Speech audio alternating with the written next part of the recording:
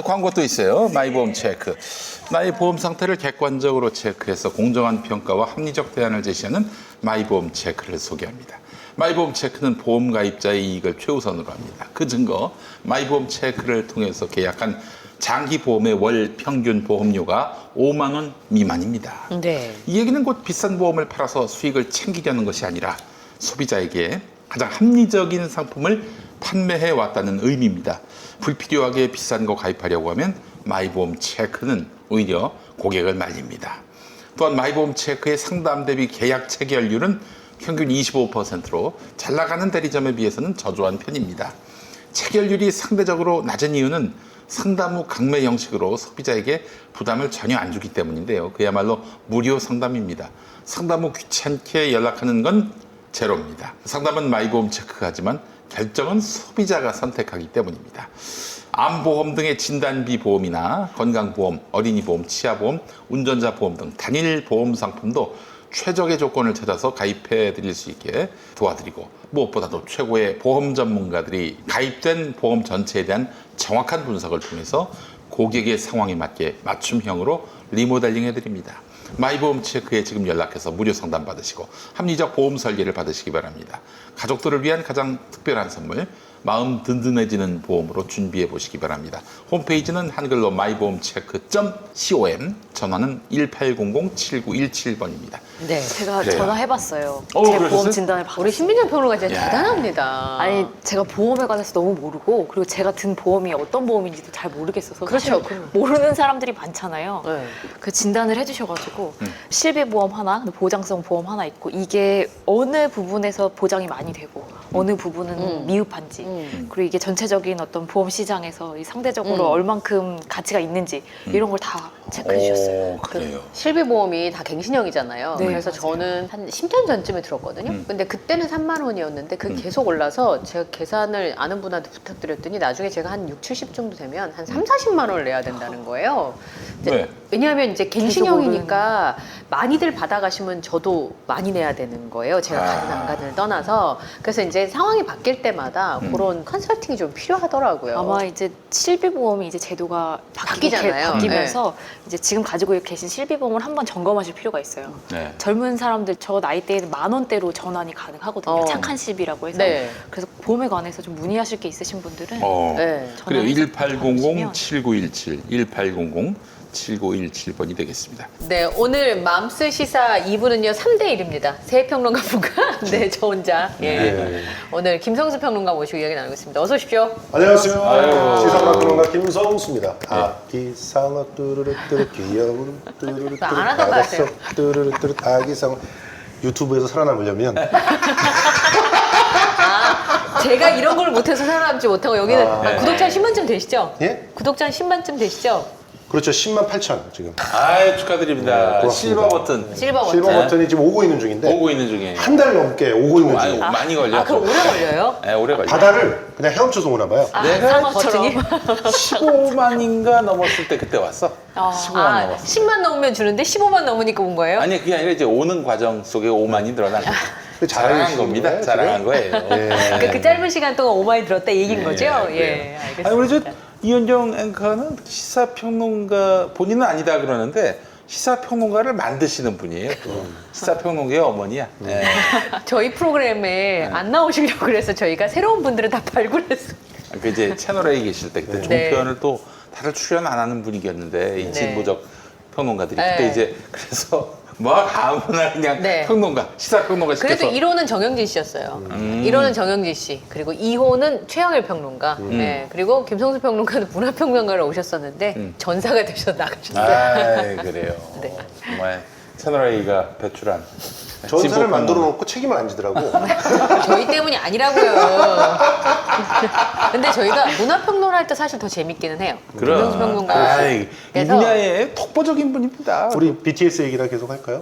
BTS 뭐 드라마 특히 영화 쪽에 설명을 너무 잘하셔가지고 영화 뭐 연극 연출도 하시고 그래서 그 재능을 발휘하지 못한 게 좀 안타깝긴 또 한데. 신해철 또 전문가. 신해철은 제가 이제 마음의 빚이 있죠. 제 1년 후배였는데 맞아. 그 얘기 성남대학교. 들었어요. 네. 학생운동이 막 이렇게 창궐하던 시기에 네. 1년 후배로 바로 들어왔는데 제가 그때 후배 전체를 담당하는 그런 우리 철학과 책이었어요. 아, 또 그래서 철학가셨어. 그 교육을 시켜야 되는데 네. 맨날 도망다니니까 얼마나 얄미웠겠어요. 음악 한다고. 네. 근데 잘 몰랐지. 그렇게 이제 정말 목숨을 걸고 음악을 하는지 몰랐고, 우리가 가끔 이렇게 우리끼리 모여가지고 이제 젠가 부르고 그럴 때 시키면 그 노래 잘 못하더라고요.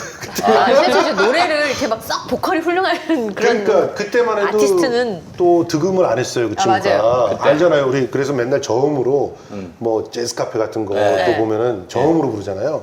그런데 어느 날 갑자기 Here I Stand For You를 갖다가 부르더라고. 근데 그때 나는 이미 다 때려치고 연극, 문화운동 다 때려치고 학원에서 애 가르치고 있을 때 걔가 그 노래를 딱 발표를 하는데 소름이 돋는 거야. 아이고. 마치 나한테 하는 얘기 같은 거야. 오. 나 여기 기다리고 있을 테니까 돌아오라고 하는 얘기 같은 거야. 나 혼자만.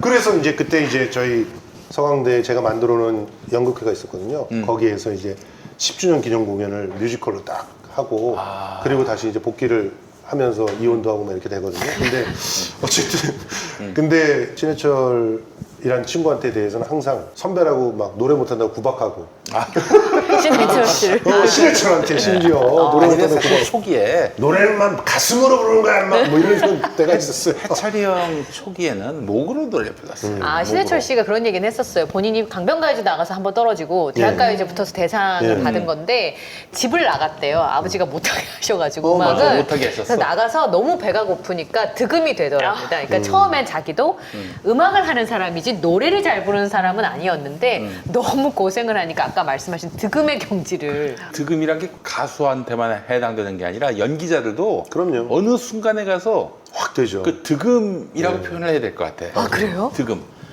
제가 참 좋아했던 배우가 이제 한은정 씨인데 아. 그 전에는 뭐 한은정 씨 연기를 기대할 수 있는 그런 배우는 아니었는데 아름다운 배우였죠. 아름다운 그렇죠. 배우였어요. 네. 뭐 그러다가 서울 1945를 보는데 아버지가 돌아가셨을 때 엉엉 우는 그 이후의 연기가 우와 정말 마치 그 이정표예요, 이정표. 그 이전과 이후에 한은정의 연기 세계는 완전히 달라졌어요. 사람마다 그 임계치를 넘는 순간이 있나 봐요. 그런 연출하시는 분들. 저도 연기에 있어서 그런 점이 있었는데 아, 형님 연기하셨어, 연기까지 하셨어. 제가 뭐 영화에도 단역으로 좀 나오고 이럴 때는 연기가 뭔지 잘 몰랐었던 것 같아요. 네. 그리고 저랑 같이 극단에 있었던 선배들이 또 연기로 쟁쟁한 사람들이었어요. 누구예요? 김의성, 어? 김의성.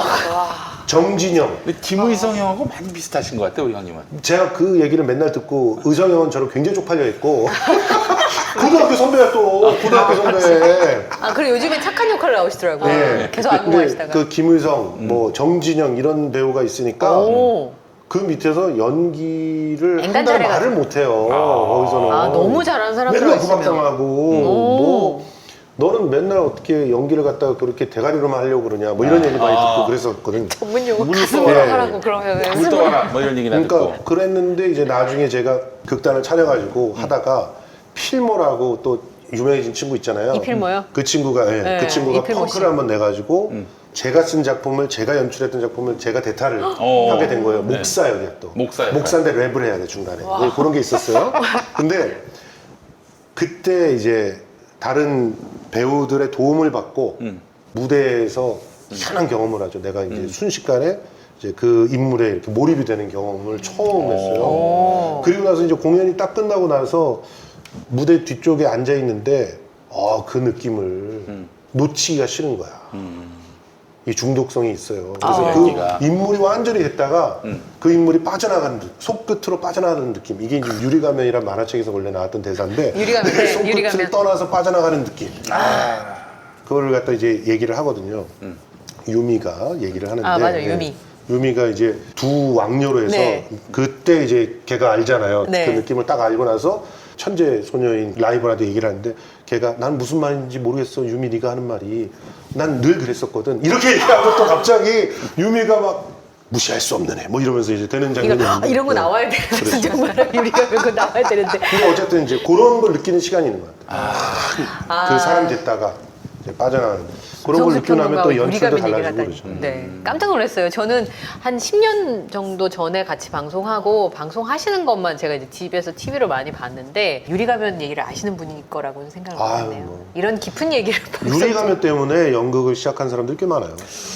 저도 시사평론도 득음이 있습니다. 득음. 있으실 것 같아요. 그러니까 저는 총선 전후였습니다. 어. 출마 이후. 개박살이 출마 난 전과 이후에 후.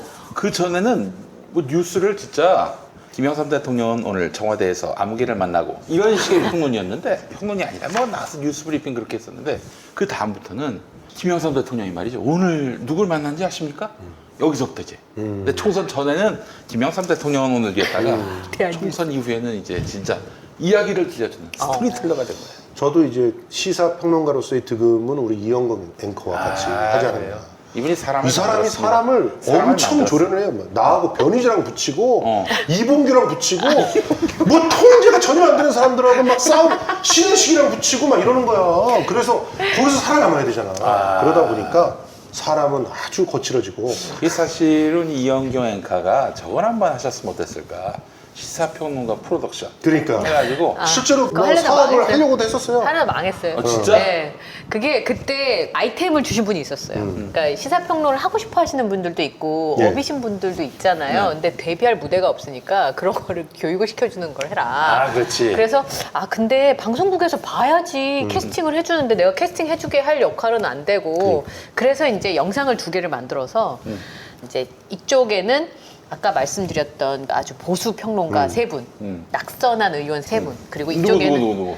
신지호, 진성호, 강승규 이렇게 3분. 그다음에 이쪽에는 그쪽도 장난 아니에요. 근데 그분들도. 그분들이 그때 유튜브를 하셔가지고 지금 대박 유튜브에서 났어. 난리 진성 났잖아요. 100만 넘었어요. 네, 그리고 이쪽은 초선 의원들을 해서 초선일지를 만들었거든요. 근데 그분들이 지금 다 날고 계십니다. 기동민, 강병원, 강훈식 이렇게 3명. 강훈 씨. 네, 이렇게 3명이 해서 어머니가 맞으시네요. 네, 그래서 이제 양쪽을 제가 했는데 제가 그만둔 이유는 한 가지였습니다. 돈도 아니고 아무것도 아니고 편집해줄 PD님이랑 계셨죠. 이런. 네, 제가 한 3개월에서 6개월을 PD 하실 분을 구하다 안 돼서 모든 게 다 돌아가는 상황이었는데 그만뒀습니다. 내가 사실은 그래서 저것도 한번 구상해봤어요. 시사평론 오디션. 저도 지금 최근에 그 생각을 했었어요. 네. 그래서 이제 그 왜 있잖아. 엄정화가 나오고 이승철이 나오고 네. 윤종신이 나오는 이런 구조. 예능으로 예능으로 해가지고. 아니요, 토론 배틀 벌이고 막 토론 배틀 벌이고. 갑자기 이렇게 싸우고 있다가 좌우로 나눠서 싸우고 있었는데 좌우 바꿔보라 그러고 막 이러면서 그래서 저기 서로에 끌어가지고. 방청석에서 막 불이 켜지고 그래서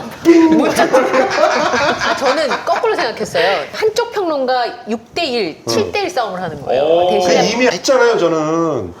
아니 근데 이렇게 하는 대표된 거예요. 게 MBN 진짜 독한 MBN 저 6대1로 붙이고 막 그러더라고. 그러니까 여기 6명을 다 진보 평론가만 앉히시는 거예요. 그리고 국민의힘 초선 의원이 나와서 모든 질문을 방어하고 거꾸로 여긴 다 보수 평론가 6분, 그다음에 초선 반드시 초선이어야 됩니다. 왜냐하면 재선 3선은 이미 체급이 되기 때문에 그러니까 이쪽은 꽤 그렇게 견딜 사람이 있는데 국민의힘은 있을까요?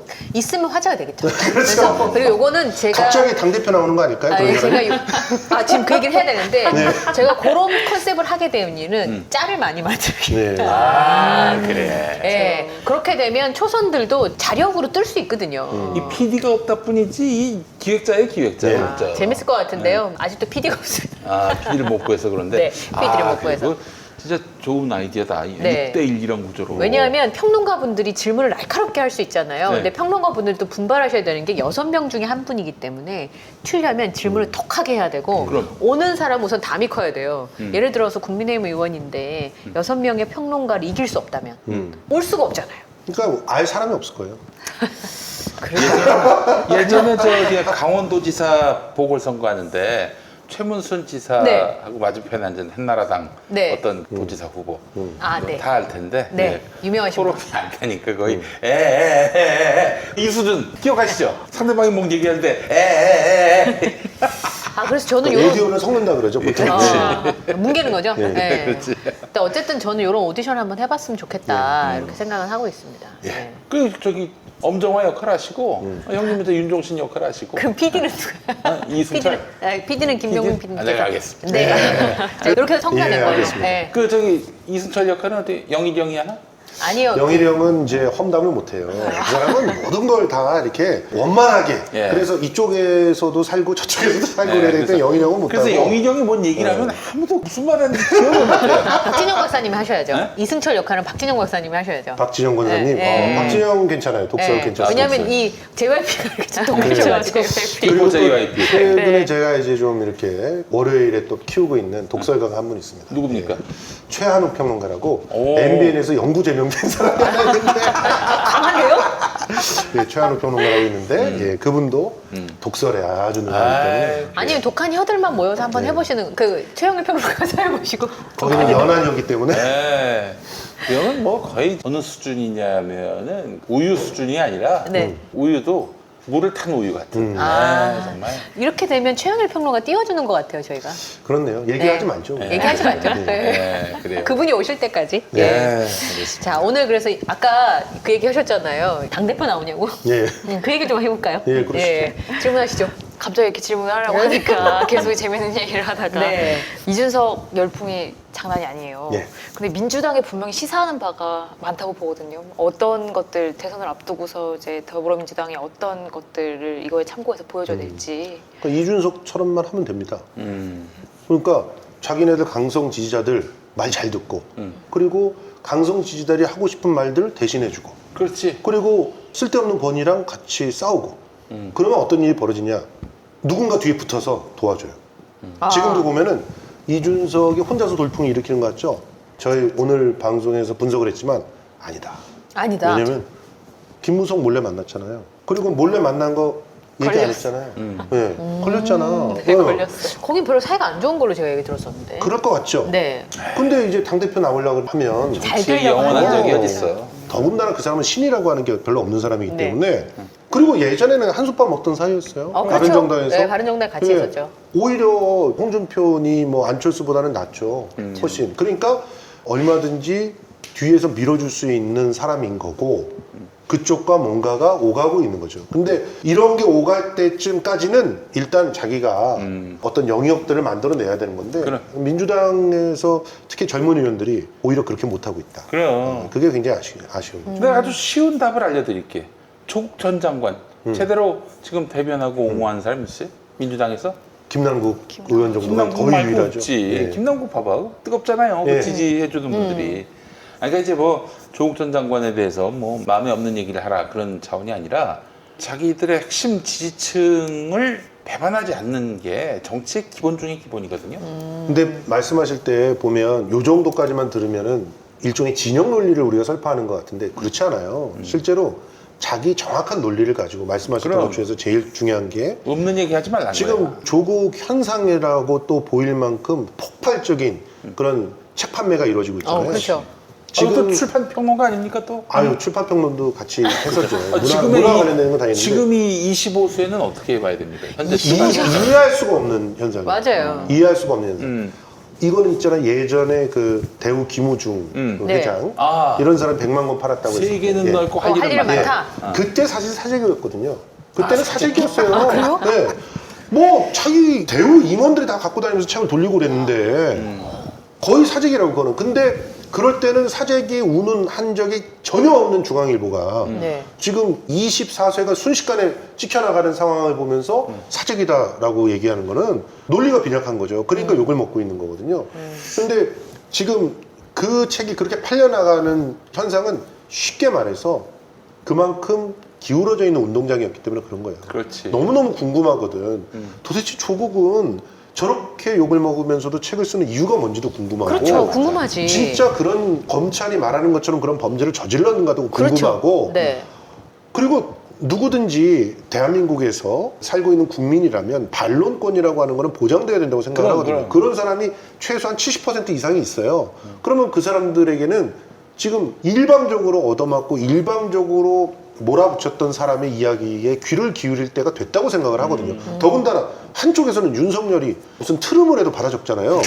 그러고 있는 상황하고 비교가 될 수밖에 없는 거예요. 윤석열을 그렇게 빨아주면 빨아줄수록 조국의 말을 듣고 싶은 거예요. 그럼. 그래서 윤석열을 자꾸 띄워주면 띄워줄수록 조국 책이 더 팔려요. 이 현상을 제대로 이해하지 못하고 감히 어디에 가서 이제 조국을 갖다 사재기다 뭐 갑자기 이럴수록. 이럴수록 더 많이 사는 거야. 김어준이 뭘 해가지고 이벤트를 벌이고 있다. 저는요 제가 소심하게 돈도 별로 없어서 조국의 시간이 나오면 10권 사가지고 제가 퀴즈 내가지고 나눠드리겠습니다. 그랬더니 세상에 우리 구독자가 한 명이 10권을 사서 보내줬어. 아예. 어머. 그리고 또 그 다음 구독자가 또 자기가 살 테니 주소 적어달라고 또 보내줘. 이거 완전 자발적인 거거든요. 근데 사기가 힘들어요. 살 수가 없어. 보내는 거는 할 수 있는데 사기가 너무 힘들더라고요. 제가 인터넷에 아니, 시청했더니 한 2주 정말 걸리더라고요. 중요한 말씀하셨는데 네. 이게 작용 대 반작용인 건데 작용 대 반작용. 이게 MB 때 얼마나 자기를 비난하는 사람들 눌렀습니까? 그렇죠. 누르고 눌렀기 때문에 이게 용수철 같이 그 사람들이 전부 낙검수로 간 거야. 그렇지 맞아요. 맞아요. 전부 낙검수로 간 거야. 그게 맞아요. 우리 이제 MB가 그렇게 눌렀기 때문에 우리가 떴던 거고 또 반대로 그렇게 작용을 하지 않았던 비난하려면 해라 하면서 그냥 비난을 다 들었던 노무현 대통령. 그렇죠. 퇴임 이후에는 사람들이 미안하고 고마워서 그렇죠. 막 예. 몰려가지고 막 그렇죠.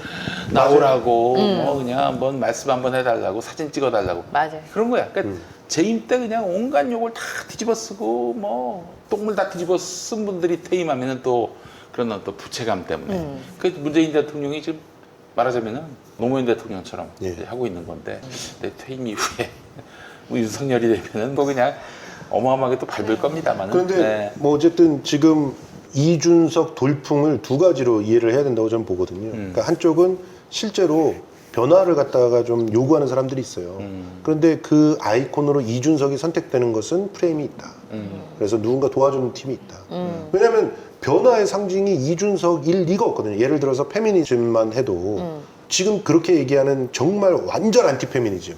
이게 이대남이 정말 원하는 건 아니거든요. 그러니까 과한 페미니즘들의 일부 문제들을 지적하고 실제로 성평등이 될 수 있는 사회를 함께 모색해 나가는. 그럼 아니 뭐 싸우고자 하는 건 아니거든요. 지금. 걔는 싸우자 이거 아니에요. 네.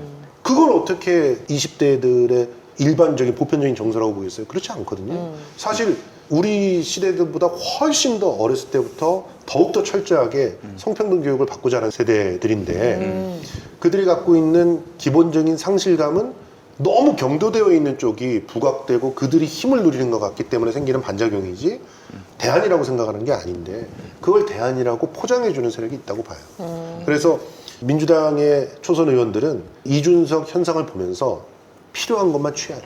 필요한 것만 취해라. 내가 조중동이 얘기해 주는 대로 내가 뜨면 나를 밀어줄 것 같지. 그렇게 가면 이제 벼락으로 밀게 되는 초선 거죠. 예. 오인 그 독수리 오형제 같은 상황이 되는 거죠. 벼락 끝으로 밀려가는 거고 그렇지. 이준석이 잘하고 있는 것들만 보고 배우고 그렇게 되면 누군가가 아주 든든하게 그들을 밀어 올릴 것이다. 좀 김용민 의원 올라가는 거 보십시오. 김용민 의원 같은 경우는 누가 최고위원이 될 수 있을 거라고 생각했습니까? 근데 뭐 압도적으로 지지자들이 옹립을 해주는 거잖아요. 그 최고위원 1등한 거 보고 왜 느끼는 게 없냐 이거야.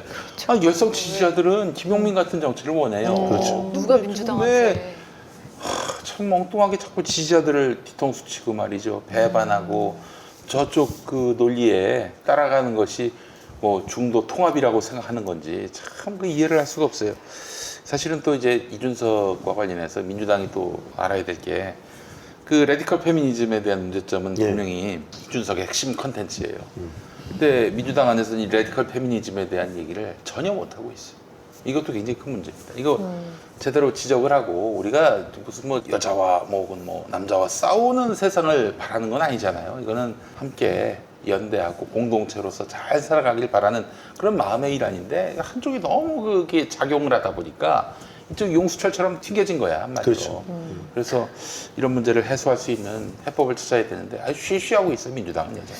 근데 저는 좀 궁금한 게 뭐냐면 이준석의 등장으로 대선 주자들 상황이 되게 애매해진 거예요. 이건 물론 국민의힘에 대해서 말씀드리는 건데 제일 애매해진 사람이 안철수 대표가 윤석열도 아니에요. 애매해졌어요. 아, 그러니까 안철수, 윤석열 뭐 이런 국민의힘의 대권 주자로 불려지는 사람들이 대권 주자가 못 될 것 같은데 이런 생각을 좀 하게 되거든요. 실제로 안철수 같은 경우는 직격탄을 맞았다고 봐야 되는데 이준석이 등장을 하게 되니까 안철수가 갖고 있던 청년 그게 새로움이 있는지 없는지 이제 우리는 다 모르겠지만 실체는 모르지만. 그래도 아직까지 뭐 언론들이 만들어준 새 정치 그 중도 이미지 뭐 이런 거? 네. 중도의 뭐 영역 뭐 이런 것들이 사라져 버리는 거죠.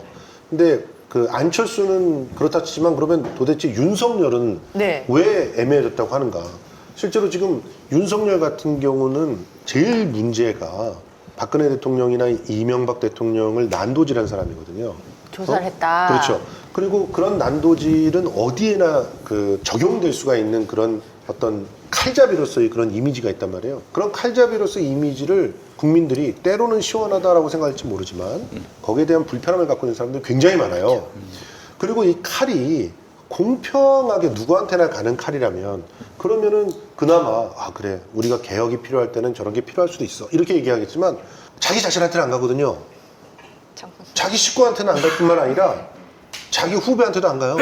자기 라인에 선 사람한테는 안 가요. 그러니까 이거 조폭이지. 이게 공정한 그런 공의를 세우는 칼잡이라고 볼 수가 없는 거잖아요. 그런데 그걸 이준석이 자꾸 부각시켜요. 이준석이 자꾸 부각시켜요. 그러니까 윤석열의 입장에서 굉장히 껄끄러운 그런 상황을 이준석이 만들어내고 있고 그래서 김무성이 불렀던 게 아닐까 그렇게 추정을 하는 거죠. 실제로 지금 요 국면에서 국민의힘 쪽으로 윤석열을 끌어오는 사람들의 면묘를 보잖아요. 다 바른정당 출신들이에요. 그렇죠. 신방은 아니니까. 그렇죠. 바른정당 출신들에다가 심지어는 아예 김무성계의 핵심이라고 불리는 사람이 존재해요. 그 사람이 아무런 조율이 없이 자기 주군을 대통령으로 만들지 않고 다른 사람을 대통령으로 만들기 위해서 데리고 올 것인가? 그렇지는 않다고 보거든요. 그러니까 그런 측면들이 있어서 지금 이준석의 돌풍이 사실은 내적인 어떤 요인도 있지만 돌풍을 불러일으키고 있는 사람들이 크게 그림을 그리는 거 안에 들어가 있고 거기서 이준석이 모난 어떤 행태들을 보일 때는 매도 맞으면서 어떤 그림들 쪽으로 가고 있는 게 아닐까 그런 생각들을 하시면 이준석이 대권 주자로 이렇게 나오는 것들은 사실 국민의힘 내에서는 크게 걱정하지 않는 그런 사유가 될 수가 있는 거죠. 그렇다고 해서 국민의힘이 갑자기 헌법 바꿔가지고 40세 이하도 대통령 나올 수 있게 해주십시오. 그렇게 안 할 거거든요. 그럴 생각 전혀 없다는 거죠. 거기는 그냥 판만 깔아주면 돼요. 윤석열이 부드럽게 입성할 수 있게끔 개혁과 혁신의 이미지를 입히면서 비단기를 깔아주는 정도로 비단 주머니 3개 주는 게 아니라 비단기를 깔아주는 정도만 했으면 딱 좋겠는데 그런데 얘가 갑자기 자기가 플레이어가 되려고 자꾸 그러면 이제 돌을 맞기 시작하는 거죠. 그런 흐름이 아닐까 저는 그렇게 생각합니다. 당대표는 어떻게 될까요? 네? 당대표 선거는 확실하다고 보시는 글쎄요. 이준석으로 하지 뭐. 이준석으로 지금 분위기를 자꾸 만들고 있죠. 제가 보기엔 특정한 신문은 아예 대놓고 그렇게 그림을 그리고 있는 것 같아요. 그 신문의 사주가 또 김무성 씨랑 굉장히 가깝다고 하죠. 그러면 이제 조선일보. 예, 또 중앙 같은 경우도 굉장히 또 가깝다고 합니다. 그러니까 두 신문이 확실하게 붙어 있으면 뭐 거의 그렇게 가겠죠. 근데 문제는 나경원이라든가 주호영 같은 경우가 그냥 팽당하고 있을 만한 팀들이 아니거든요. 이쪽도 그쪽의 계파에 묶이지 않은 사람들은 우리 쪽에서 챙겨주겠다. 특히나 가장 힘들고 어려운 시기에 당을 배신하지 않고 있었던 사람들 지금 뭐 하는 거냐 이런 얘기들을 할 수가 있기 때문에 그렇지. 그래서 사실은 저쪽 당에서 탄핵 때 박근혜하고 같은 편이기는 부끄럽다 해서 나갔던 사람들이 돌아 들어와서 지금 당대표까지 먹으려고 하니 그걸 볼 수 없다. 그것도 새파란 애를 네. 내세워가지고 예. 뒤에서 조종하면서 예. 상황 역할을 하면서 그걸 먹으려고 하는 거잖아요. 네. 그러면은 그걸 그 못 보겠다. 친박들이 너무 지금 침전돼 있는 것 같아서 의아해요, 사실은. 그 그게 아마 당에 구심점이 없어서 그럴 수도 있다는 생각이 좀 들기도 하거든요. 구심점. 네, 왜냐하면 친박에서 지금 우리가 이름을 알만한 국회의원은 김태흠 의원하고 홍문표 의원이 이번에 이제 나온 거잖아요. 근데 친박은 여전히 구심점이 없는 상황이고 제가 듣기로는 이준석이 만약에 당대표가 되면 당을 깨고 나가겠다. 아이, 쉽지 않을 뭐 거예요. 그런 얘기를 하는 분도 있다고. 당은 깨질 겁니다. 그러니까 깨고 나갈 수 있다는 생각이 좀 당은 들더라고요. 깨질 제가 겁니다. 볼 때는. 왜냐하면 30대 중반에 당대표를 모시고 나머지를 할 수 있을까? 당이 깨지면 대선은 어렵지 네, 않습니까? 그러니까요. 이제 그럴 가능성이 있다 이런 얘기들이 좀 있어서. 대선이 어렵지 않을 수도 있죠. 아 그래요? 그 계산이 있어서 이제 바른정당은 한 번 깨봤는데 2번, 3번 못 깨겠어요? 안철수 보세요. 한 번 깨본 살림은 얼마든지 또 깹니다. 그러니까 그쪽은 깨는 건 거의 상수 중에 하나로 두고 있는 거예요. 깰 수도 있다. 더 많은 중도가 모인다면 깰 수도 있다. 이런 관점을 갖고 있는 거고 지금 늦게 한다면은 나는 보수 정치 역학상 지금은 친박과 친이가 예전의 합쳐진 친이. 예전 새누리당, 예전 한나라당 한나라당. 이 다시 이제 만들어진 건데 어렵게 만들어진 네. 건데 여기서 다시 깨진다? 그럼 저쪽은 또 이제 말하자면 우리공화당 쪽으로 해가지고 네. 또 새로운 구심이 만들어져 가지고 친박당을 만들 거란 말이에요. 네. 틀림없이. 그렇죠. 특히 그 영남권 중심으로. 네. 그럼 여기는 이제 수도권 거의 멸절하다시피 한 수도권과 중도 갖고 간다면은 다시 자유한국당 대 바른정당 구도로 이렇게 그러네요. 재편되는 구도로 가는데 이러면은 이거 집권 가능성 어려운 거 아닌가? 그러면 틀림없이 윤석열이 제3지대 아니 제4지대가 되겠군요. 예. 네. 제4지대에서 또 만들 가능성이 있고 그러면 예전에 안철수 대표와 바른정당의 그림처럼 될 가능성도 있는 거네요? 그렇죠. 지금 현재 이준석을 움직이고 있는 사람, 이준석을 움직이고 있는 사람들의 속내가 제일 중요한 거죠. 아. 이들은 깨는 것도 불사할 거예요. 왜냐하면 지금과 같은 형태로서는 지금 당장 대권을 갖다 놓치고 이기고 이런 게 아니라 그냥 아사리판이 될 수가 있거든요. 지금 이대로 간다면 솔직히 국민의힘 계속 이제 발목 잡고 그러면서 뭔가를 많이 한 것처럼 이렇게 보이지만 실제로는 개도 구록도 다 놓친 경우들이 굉장히 많이 보이지 않습니까? 그러니까 솔직히 조선일보 사주나 중앙일보 사주 입장에서 보면 너무너무 불만이 너무 많아요. 지금 실제로 어느 순간 눈 떠서 딱 돌이켜 보면은 알짜배기는 다 가져갔어. 이런 생각들을 하게 된단 말이에요. 네. 이럴 때 진짜 새로운 그림들이 좀 필요하지 않을까. 지금 사실은 이제 윤석열이 뜨는 이런 흐름을 보면서 이쪽은 진짜 사람이 없구나 보수 쪽은. 그렇죠. 지금 너무 그런 것 같아요. 거론되고 있는 사람들 보세요. 뭐 윤석열, 최재형, 김동연. 그리고 김동연. 다 저기 네, 그렇죠. 문재인 정부 사람들이었어요. 그러니까요. 지금 이쪽에서 나올 만한 사람은 최재형 정도는 나올 수도 있겠죠. 홍준표하고 안철수 정도인데 이 사람들 지금 5%도 안 되는 사람들. 그렇죠.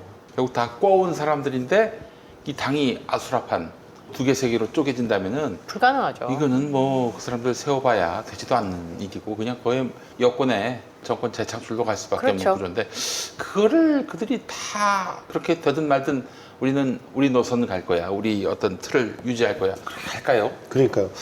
지금 이제 관건은 이준석이 당대표가 된다고 하는 걸 상정을 하고 그 이후에 그 뒤에 있는 사람들이 어느 정도까지 정리를 할 건가. 이게 되게 중요한 거겠죠. 실제로 나경원이 내가 안 되면은 윤석열 안철수 못 들어온다. 네. 이 당은 이제 정말 카오스의 상황이 된다라고 말하는 게 완전 농담은 아닌 거예요. 농담이 아닙니다. 지금 그쪽은 굉장히 큰 위기의식을 느끼고 있어요. 그러니까 그냥 쉽게 친박 이렇게 얘기하는 게 아니라 자신들이 정통 보수라고 생각하는 사람들이죠.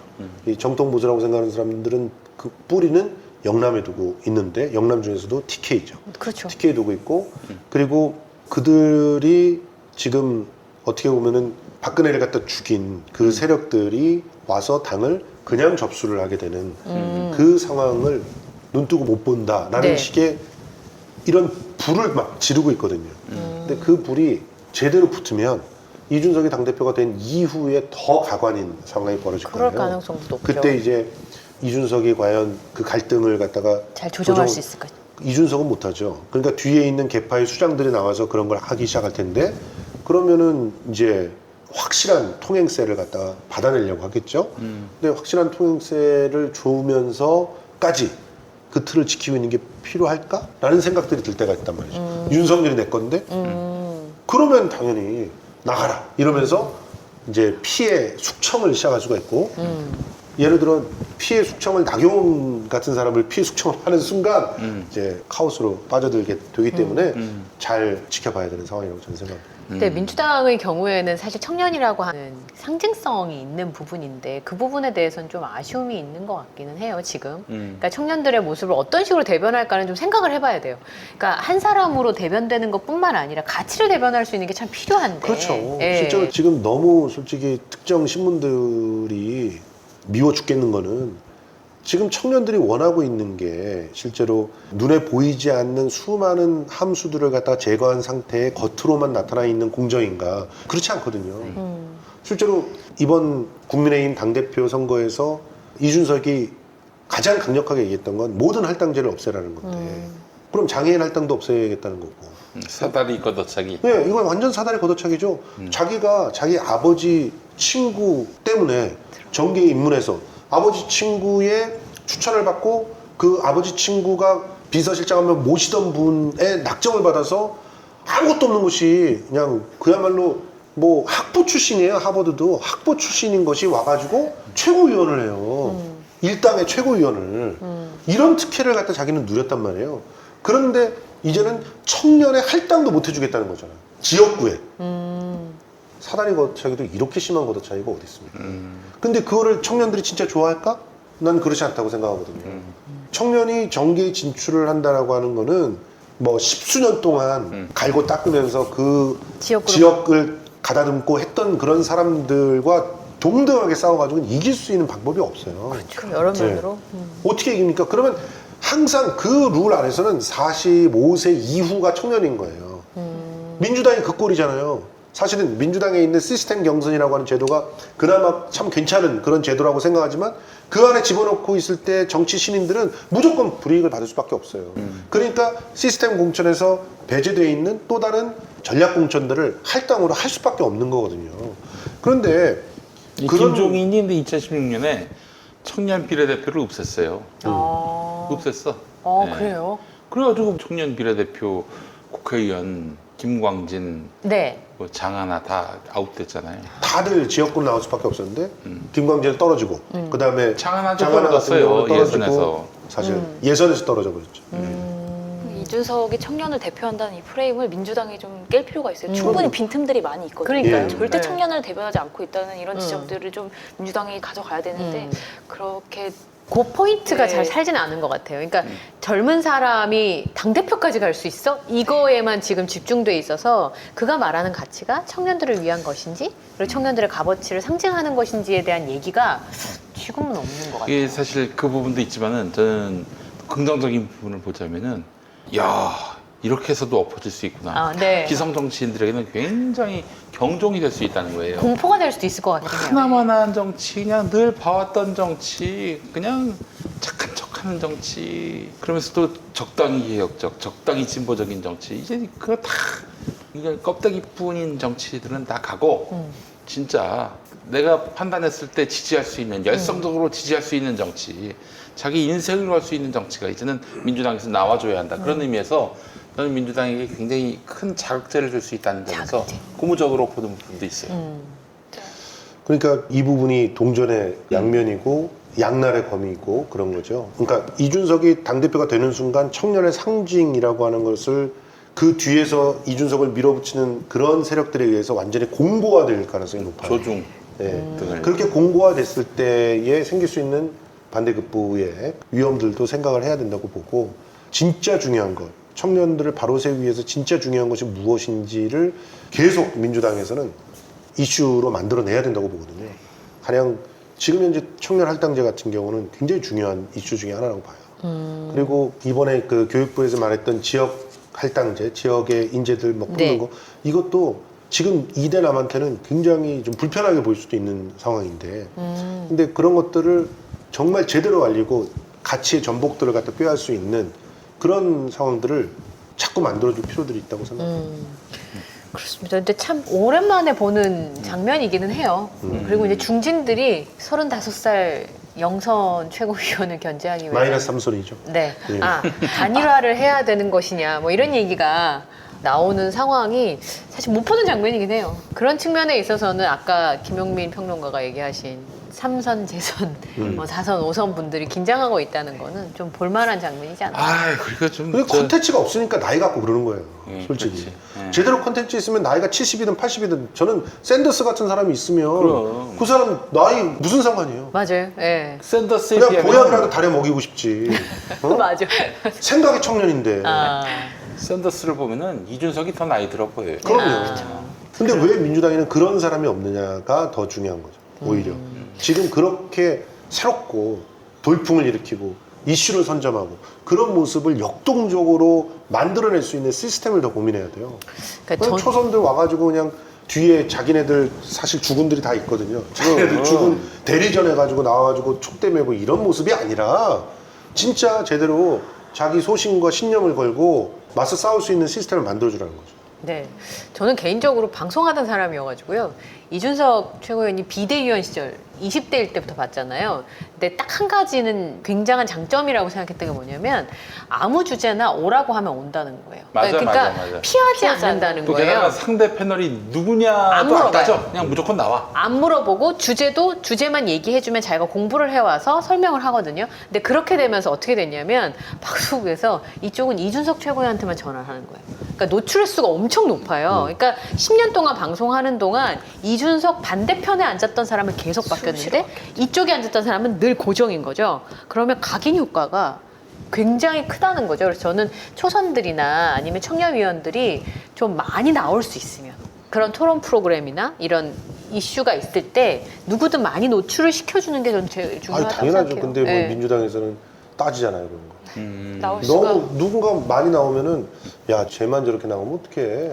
이 이슈에는 우리 이분도 한번 내보내줘. 아니에요. 한 사람 이렇게 밀어줘야 돼요, 사실. 근데 그렇게 안 한다니까요. 지금 그래서 제가 TBS에서 앵커 할 때도 진짜 웃겼던 게 아니 토론이 되는 사람을 그냥 내가 나왔으면 좋겠는데 그럼요. 근데 당에서 이 사람을 선택을 했다는 거예요. 어버버한 사람 나오게 하고. 그래서 이상한 얘기를 해 와서 질문도 정해진 것만 질문해달라 그래.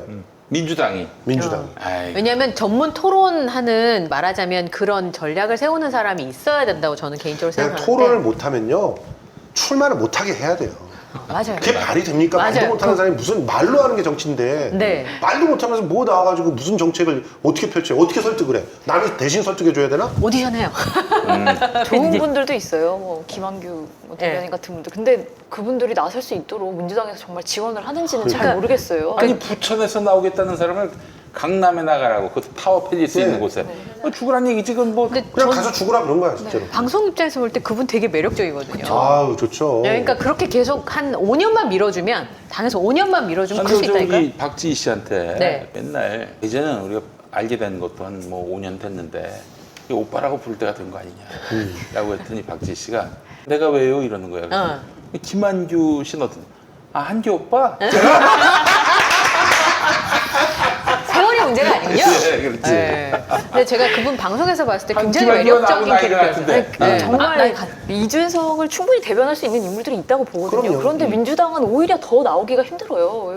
그런 부분이 있구나. 윗선에서 뭐 아까 말했던 것처럼 재내보내 하는 식의 어떤 이 구태한 정치가 민주당에 남아있는 한은 이준석 돌풍을 절대 민주당에서 따라갈 수가 맞아요, 없어요. 맞아요. 그러니까 지금 상황에서 이준석 최고위원이 어디 토론에 나왔는데 한 번만 꺾으면 그냥 이렇게 무게추가 그쵸. 넘어오거든요. 왜냐하면 젊은 사람들의 마음이라고 하는 게 움직일 수 있는 가변성들이 높기 때문에 저는 뭐 정책 이런 건 제가 잘 모르니까 방송하는 사람 입장에서는 자꾸 전화할 수 있는 사람을 만들어주면 그리고 방송국에서 맨날 고민해요. 누구를 앉힐까?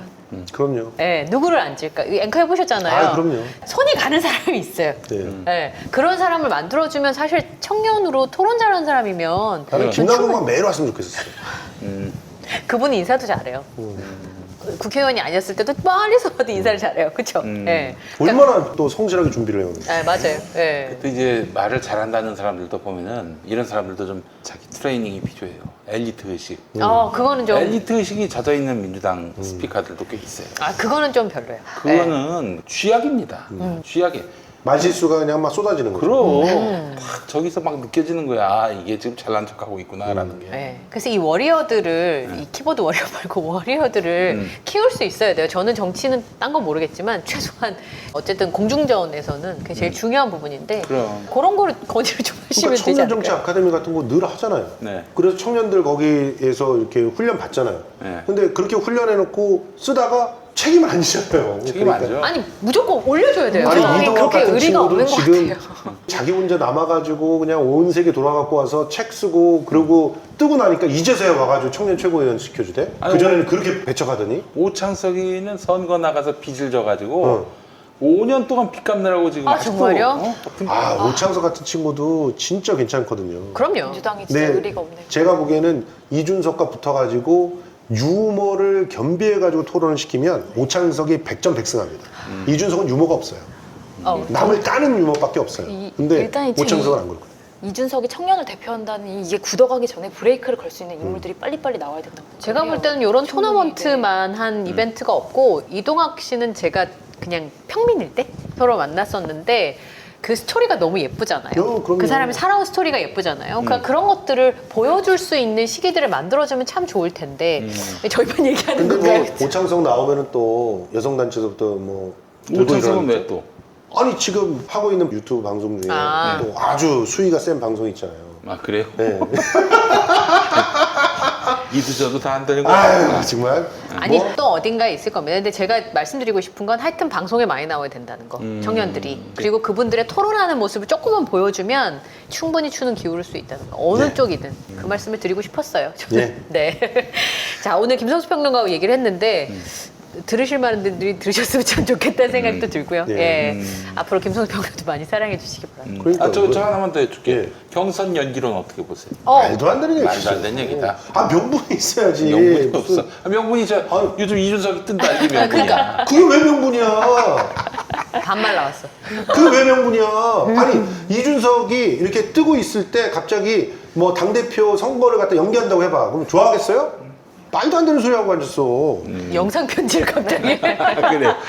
아니 생각해보세요. 지금 경선을 이미 이런 문제가 생기면 안 된다고 생각했기 때문에 오래전서부터 딱 당원 당규로 정해놨잖아요. 네. 근데 이게 예를 들어 서울시장, 부산시장 대표를 갖다 낸 거하고는 완전히 다른 문제란 말이에요. 그거는 그 무리를 일으켰다라고 하는 그런 상황이 책임 정치하고 결합됐을 때 또 다른 여러 가지 함수가 있기 때문에 생겨나는 거지. 이거는 아무것도 명분이 없잖아요. 책임 정치라는 측면에서도 그렇고 지지자와의 약속이라는 측면에서도 그렇고 그리고 여러 가지 측면에서 가정을 한다는 것도 되게 웃겨요. 뭐 지금 이렇게 국민의힘 쪽으로 많은 국민들의 관심이 쏠려 있는 상태에서 우리가 경선을 해봤자 흥행이 안 되고 그럼 왜 네가 결정을 해? 미래를 갖다 그렇게 잘 알아보면서 왜 이렇게 여태껏 그렇게 살았어? 말도 안 되는 소리지. 7, 8월에 태풍 오면은 또 태풍을 이유로 태풍 해가지고. 때문에 그렇겠지. 말도 안 되는 소리 하고 있어. 이슈를 선점하는 능력도 아, 그러니까 그럼요. 정말 없어요. 오히려 지금 이런 때일수록 가져와요. 빨리 대선 주자 딱 해놓고 빨리 막 돌아다녀야 돼요. 그럼. 대선 주자 중심으로. 그러면은 이쪽에서는 아직 구하지도 못하고 파열음 나고 그러다 김무성이랑 멱살 잡고 싸우고 막 이러고 있는 거 벌어지면 상대적으로 이쪽에서는 할 수 있는데 왜 그런 것들은 상상이 안 되나 보지? 자기 파가 아니니까? 웃기고 있어 정말. 전 송영길 대표가 좀 걱정이 됩니다. 지금 사실 부동산 정책 이게 뭐 무슨 하루 이틀에 파장을 일으킬 정책이 아니잖아요. 멀게는 3, 4년 네. 후를 내다보는 정책인데 토지 수용 안 되면 또 이게 5, 6년 네. 갈 수도 있는 거고. 10년까지도 근데 왜 갈 수 있어요. 그걸 지가 결정하려고 그래. 그거를. 그러니까요. 그거는 내가 봤을 때는 형님 난 그렇게 봅니다. 자기 경선 정치하는 거예요, 연기론까지 경선 연기론까지 다 내재한 정책 추진이 아닌가. 그러니까 지금 송 대표의 가장 큰 문제는 말로는 그러지 않았는데 약속할 때는 대통령 선거에 올인을 해서 자기는 확실하게 이길 수 있는 후보를 만드는 거에 내 목숨을 걸겠다라고 얘기를 했는데 안 하잖아요. 그거에 목숨을 걸려면 지금 자기가 도를 맞더라도 부동산 세제 개편 이 부분에 대해서 자기가 도를 맞아 죽는 한이 있어도 그거 지켜야 돼요 몸으로. 유권자들이 지금 특히 부동산 정책에서 제일 싫어하는 게 뭔지 아세요? 자고 나면 바뀌는 거예요. 자고 나면. 나도 미치겠어 나도. 김포에 아파트 하나 딸랑 하나 있는데 그 빚지고 들어갔는데 아파트 값이 올랐어요. 올랐는데 오른 상태에서 LTV, DTV가 또 자원하니까 더 내려갔어. DTI. DTI. 네. 그래가지고 그 아파트 좀 팔고 조금 넓은 데로 가서 우리 아들 좀 띄워놓을 수 있는 데를 하려고 하니까 못 가. 못 가요. 예. 못 간다고. 제 친구가 인천시 특정 구에서 건축 공무원인데 전화 민원 때문에 죽을 것 같다고 합니다. 자고 나면 바뀌니까 와서 자고 나면 화내고, 바뀌는 게 제일 문제야 지금. 화내고 설명도 못해 자기도 공부하고 매일같이 네. 이 세제 같은 경우도 6월서부터 이제 막 시행을 하려고 그래 또 바꾸려고 그러잖아. 어떻게 하는 거야 그냥. 모르는 사람들은 진짜 어디 물어볼 데도 없는 서민들 같은 경우는 진짜 그냥 앉아서 뺨 맞고 있는 것 같은 느낌이 드는 거야. 자기는 돈이 안 나가도 가만히 앉아서 뺨 맞고 있는 불안하니까. 느낌이다. 정보가 불균형하다는 게 얼마나 불안한 줄 아세요? 특히나 요즘 21세기에. 근데 그거를 지금 만들어내고 계시는겨. 우리 LH 공무원들은 정보가 빨라. 근데 그러니까. 그렇죠. 나머지 사람들은 모르니까 정보가 공이 없죠. 되는 거고. 맞아요. 예. 평생 LH에서 한 땅 가서 살 능력이 없는 사람도 막 화가 나는 거야. 왜냐면 나는 정보에서 소외됐다고 생각하는 거야. 그러니까. 자꾸 자꾸 정책을 바꾸면은 정부에서 소외되는 사람들이 그만큼 더 늘어나요. 그 사람들은 내가 피해를 입어서 그런 게 아니라 소외됐다는 게 정말 싫은 거야. 이렇게 4명이서 같이 방송하는데 나한테만 혹시 밥 먹으러 가는 거 안 가르쳐 줘봐요. 아유, 진짜 열받잖아요. 열받지. 그런 거 똑같은 거야. 예. 그런데 왜 그런 짓을 갖다 당대표가 나서서 하고 있냐고요, 지금. 답답이 죽겠어요. 셋만 밥 먹는데 알고 갔는데 네. 거기서 또 만나. 맞나? 이야, 이거 진짜. 근데 제가 이렇게 옆에서 김성수 평론가를 뵈면서 부캐를 하나 만들고 싶어요. 욕을 실컷 대신해주는. 화를 대신해주는. 지금 성수대로라는 제 채널명이 그런 뜻이 있어요. 대로. 대신 화를 내준다. 아, 그 너무 어울려요. 성수대로. 그러면 대부분 사람들이 성수대교 생각하시는데 네. 이제 큰 길로 좀 가고 싶다 이런 마음도 있지만 성수 맘대로 좀 해도 그리고 대신해서 화를 내주는 그거 그런 어울리시는 것 같아요. 카메라를 잡아먹으시는. 그 깜짝 놀랐어요. 혼나는 줄 알고. 네. 아. 화내는 영상편지 전문. 제가 이영경 앵커랑 같이 할 때는 정말 얌전하게 얘기했을 거예요. 고분 그렇게 고분. 생각하시죠? 진짜 자료화면 돌리고 싶다 정말. 네. 아이 그래요. 얼굴 아유, 빨개지셔가지고. 네. 정말 이 정책은 일관성이 있어야 하고 오래 가야 되고. 그럼요. 근데 지금 부동산 정책을 짜고 있는 사람이 부동산위원회 위원장이 김진표예요. 업자. 예. 업자야, 임대업자야. 업자한테 그걸 맡기나? 난 참 그 말도 안 되는 얘기를. 그럼요. 그런 거는 집 없는 서민한테 그 위원장 자리 맡겨야 되는 거 아니에요? 정말 잘할 텐데. 응? 어떤 분이 그러시더라고요. 옛날에는 회계나 세법책이 제일 어려웠는데 본인 일이 되니까 제일 꿀팁이라고. 저절로 이해가 된대요. 맞아요. 몸으로. 내가 필요하니까. 그런 거랑 똑같은 거죠. 맞습니다. 예. 자, 오늘 김선수 평론가 얘기를 했는데 시간이 너무 많이 지나서 예. 다음에 시간에 또 모셔야 될 것 같은데요. 알겠습니다. 네, 출연 협의는 김용민 평론가로 하시고요. 네, 저희는 여기서 인사드려야 되겠습니다. 오늘 말씀 고맙습니다. 감사합니다. 감사합니다. 네, 아유, 고맙습니다. 아이고.